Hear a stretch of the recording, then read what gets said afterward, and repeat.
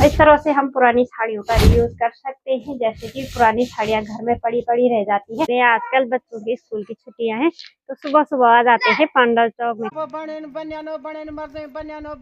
बड़े आराम के लिए मेरे तो कुछ टाइम पहले ना सुनीता दीदी का ऑपरेशन हो रखा है। आप सभी को मेरा प्यार भरा नमस्ते। मेरा नाम है आशा फरसान और मैं हूँ देवभूमि उत्तराखंड के खूबसूरत से गांव सोलडूंगरी गांव से स्वागत करती हूँ आप सभी का अपने यूट्यूब चैनल बेटी बुआरी पहाड़ की। वीडियो की शुरुआत सुबह के लगभग 9:30 बजे से हो रही है। मौसम काफी सुहावना हो रखा है, तेज धूप खिली हुई और साथ में खेतों के और हमारे घर के आसपास के कुछ इस तरह के नज़ारे लग रहे हैं। आजकल धीरे धीरे ठंड काफी ज्यादा बढ़ चुकी है और बुग्यालों में हल्की हल्की बर्फ पड़ी हुई है कल रात की, और ये इस साल की पहली बर्फबारी है जो कि बुग्यालों में हुई है, लेकिन काफी कम मात्रा में बर्फ पड़ी हुई है। हल्की सी इस साइड को ये बर्फ दिखाई दे रही है, बाकी ऊपर वाली पहाड़ियों में बिल्कुल भी बर्फ नहीं पड़ी हुई है। इस बार बारिश भी नहीं हो रही है और बर्फबारी तो कैसी होगी। आजकल तेज धूप तो आई हुई है लेकिन ठंडी ठंडी हवाएं चल रही है, जिसकी वजह से ना ठंड काफी ज्यादा हो रही है। और आज हमारी बैठक है तो मैं जा रही हूँ पांडव चौक की तरफ। और मेरी माँ ने भी आज सुबह सुबह गोट की लिपाई करना शुरू कर दिया है। सर्दियों के टाइम पे लिपाई करना बहुत ज्यादा जरूरी होता है। ये देखो, ये पत्थर वाली छत है, नहीं तो गाय भैंसों को ठंड होती है, इसलिए लिपाई करनी भी जरूरी है। और लिपाई की जाती है गोबर और मिट्टी से। हमारे गांव के सुंदर और प्यारे से नज़ारे लग रहे हैं। यहाँ पे बच्चे खेल रहे हैं। आजकल बच्चों की स्कूल की छुट्टियां हैं तो सुबह सुबह आ जाते हैं पांडव चौक में खेलने के लिए। और एक अधूरी यहाँ पे बर्तन, मायके में भी वही काम और ससुराल में भी। चलो कोई बात नहीं, माँ मदद कौन भी जरूरी है।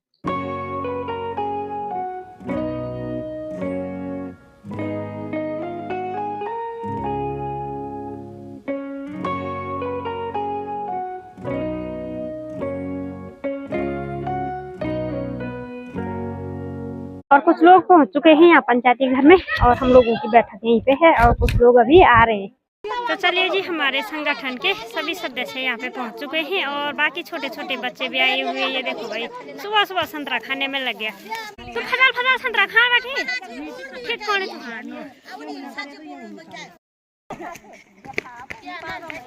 सबको नमस्कार में कहा जा रही थी। नैनीताल घुमुनी जायची, वहाँ कटाई सीख, बुनाई सीख, दूध काम सीख, दवा बनाउन सीख। यो बुढ़ी बुढ़ई लेट ये जिठो सभी बुढ़े उनी यो महीना 2000 रुपया 3000 रुपया कमनी बनियानो बनाएगा। आँख नहीं देख लड़ी बोलो कल कुछ नहीं दी। उन्हीं समूह मशीन मिल, कृषि से मशीन मिल तो 3000 रुपया कमने में यो महीना समझो दीना 3-3 हजार रुपया कमन। मोबाइलों का बार बने, दोस्ताना बने, जुराब बने, बनियानो बने, मर्दे बनियानो बने और चश्मा लगाए बुनी इजा मैं आँख नहीं देखो, मैं आँख नहीं देखो।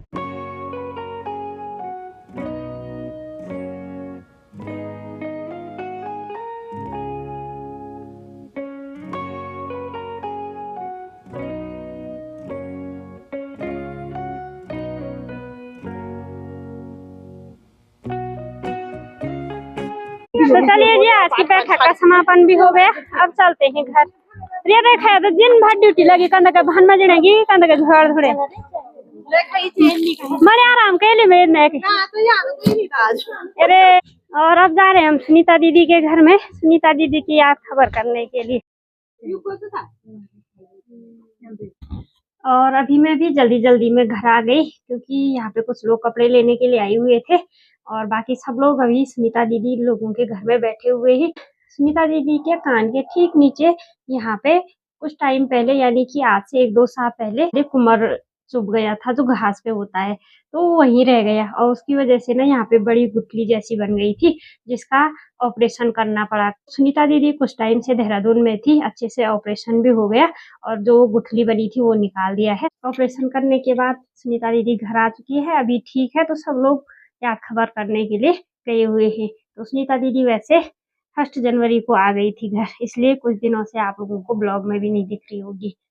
और घर गांव में ना यही होता है कि हम लोग छोटी छोटी जो चीजें होती है उसको इग्नोर कर देते हैं, जिसकी वजह से ना कभी कभी ये बड़ी बीमारी का रूप ले लेते हैं। और अब मैं आप लोगों को दिखाती हूँ, कल मैंने साड़ी से खूबसूरत सी ड्रेस बनाई हुई है। ये पुरानी साड़ी थी और इसका मैंने रीयूज किया हुआ है कुछ इस तरह से। देखो भाई, ये पल्लू पार्ट का हिस्सा था तो इसको मैंने गले में लगाया हुआ है, और बाकी पल्लू वाला कोई भी हिस्सा मैंने इसमें अटैच नहीं किया। बाकी ये साड़ी पूरी इसी तरह की थी और नीचे बॉर्डर लगाया हुआ है। काफी सुंदर लग रहा है बनने के बाद। और घेर देखो भाई खूब आया हुआ है, ये देखो बहुत ज्यादा सुंदर बना हुआ है। इस तरह से हम पुरानी साड़ियों का रीयूज कर सकते हैं। जैसे कि पुरानी साड़ियां घर में पड़ी पड़ी रह जाती है तो उससे हम किसी भी तरह की ड्रेस बना सकते हैं।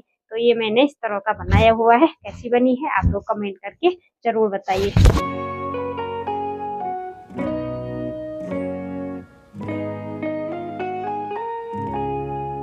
और नॉर्मल सूट सलवार ब्लाउज वगैरह तो रोज मैं बनाती हूँ। इस तरह की डिफरेंट ड्रेस वगैरह थोड़ा कम बनाने का टाइम मिलता है। और इसके साथ दो छोटे छोटे फ्रॉक भी बनाए हुए हैं। ये देखो भाई ये स्लीवलेस है, ये भी सुंदर लग रहा है।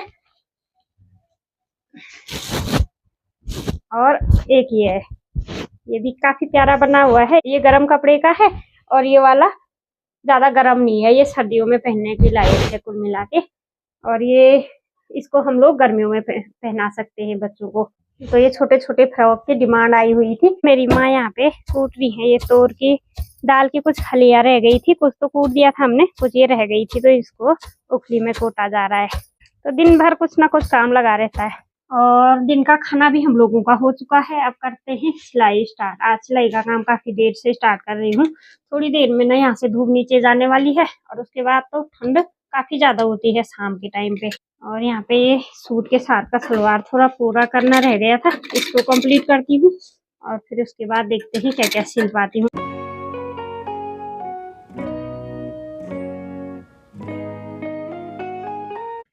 और अभी शाम की गर्मा गर्म चाय भी बन चुकी है। शाम के लगभग 5 बज चुके हैं, सूर्यास्त होने ही वाला है। हल्की सी धूप ऊपर पहाड़ियों में बची हुई है और जो बर्फ पड़ी थी ना बुग्यालों में वो भी पिघल चुकी है, देखिए भाई, क्योंकि बहुत कम मात्रा में बर्फ पड़ी हुई थी।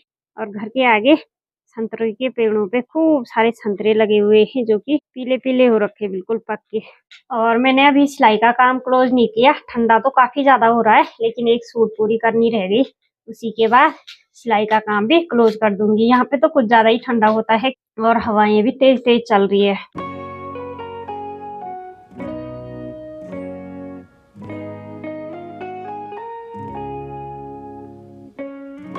तो आज के सिलाई का काम भी क्लोज हो गया और थोड़ी देर में अंधेरा भी होने वाला है। और चूल्हे में अच्छी वाली आग जली हुई है, आज में बिल्ली भी सेक रही है आग। मेरी माँ ने दोबारा से चाय रख दी। चाय तो आजकल इतनी बनती है पूछो मत, हर 2 मिनट बाद। और गुड़ वाली चाय बन रही, कटकैचा कटकटो है गुड़ भी तो थोड़ी नहीं। और आज सब्जी बन रही है मूली की, देखो भाई मूली की खिचड़ी बनाएंगे आज।